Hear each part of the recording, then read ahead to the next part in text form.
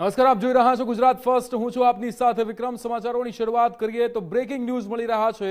જૂનાગઢ ગલિયાવડ ગામમાં bogus doctor ઝડપાયો છે। Degree વગર જ ચલાવવામાં આવતું હતું નકલી દવાખાનું, ત્યારે લોકોના આરોગ્યની સાથે ચેડા કરતો આ શખ્સને પોલીસે ઝડપ્યો છે। શરીફ વલીમ મોહમ્મદ સંધાર નામના શખ્સની પોલીસે ધરપકડ કરી છે। દવાખાનામાંથી એલોપેથી દવાઓ અને ઇન્જેક્શન પણ મળી આવ્યા છે। પોલીસે રૂપિયા 9,973નો મુદ્દામાલ જપ્ત કરીને વધુ તપાસ હાથ ધરી છે। અતુલ વ્યાસ આપણી સાથે ફોન લાઈન પર જોડાઈ ગયા છે। અતુલ, ગલિયાવાડ ગામની આ ઘટના સામે આવી છે જ્યાં બોગસ ડોક્ટર ઝડપાયો છે, નકલી દવાખાનું, શું વિગતો? જી અતુલ।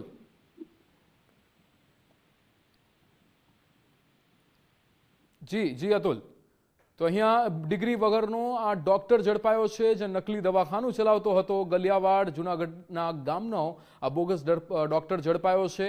લોકોના આરોગ્યની સાથે ચેડા કરતો આ શખ્સ કે જેને પોલીસે ઝડપી પાડ્યો છે, જેનું નામ શરીફ વલીમ મોહમ્મદ સંધાર નામના શખ્સની અહીંયા પોલીસે ધરપકડ કરી છે।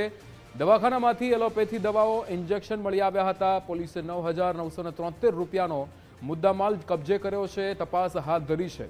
ડિગ્રી વગરનો આ ડોક્ટર કે જે નકલી દવાખાનું ચલાવતો હતો, લોકોના આરોગ્યની સાથે ચેડા કરતો શખ્સ અહીંયા પોલીસે ઝડપી પાડ્યો છે।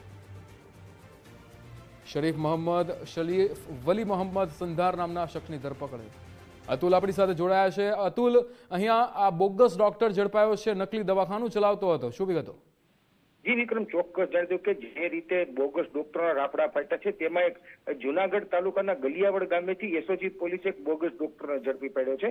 એસઓજી પોલીસે બાતમીના આધારે ગલિયાવડ જે ગલી છે તેમાં રેડ કરતા આ બોગસ ડોક્ટર છે તે ઝડપાઈ ગયો હતો, જેનું નામ છે શરીફ વલી મોહમ્મદ સંધાર। તેને ત્યાં રેડ કરતા તેની પાસે કોઈ પણ પ્રકારની ડોક્ટરીની ડિગ્રી ન હોવા છતાં તે લોકોના આરોગ્ય ચેડા કરતો હતો। તેને લઈ અને એસઓજી પોલીસે તેના દવાખાનાની નકલી દવાખાનાની તપાસ કરતા ત્યાંથી ઇન્જેક્શનનો જથ્થો તેમજ એલોપેથી દવા તેમજ અન્ય ડોક્ટરના સાધનો છે તે મળી આવ્યા છે।